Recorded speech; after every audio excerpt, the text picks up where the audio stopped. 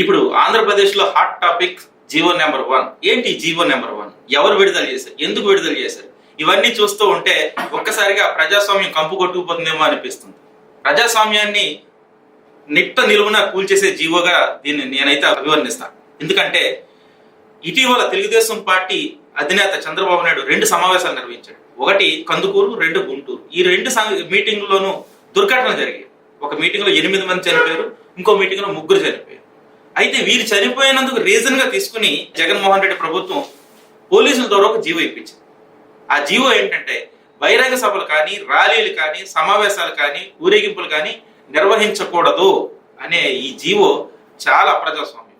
ఎందుకంటే భారతీయ ప్రజాస్వామ్య వ్యవస్థలో ప్రశ్నించే హక్కు, అదేవిధంగా ర్యాలీలు చేసుకునే హక్కు, అదేవిధంగా బహిరంగ సభలు నిర్వహించుకునే హక్కు, తమ సిద్ధాంతాన్ని ప్రజలకు చెప్పే హక్కు ప్రతి పార్టీకి, ప్రతి సంఘానికి, ప్రతి ఒక్కరికి ఉంది.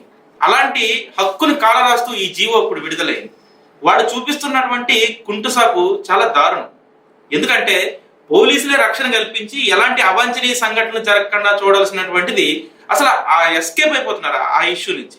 కాబట్టి ఈ జీవో నెంబర్ 1 అనేది ఆంధ్రప్రదేశ్ ప్రభుత్వం చేస్తున్నటువంటి అతిపెద్ద నియంతృత్వపు తప్పుల్లో ఇదొకటిగా నేను చెప్తాను. Please subscribe our channel.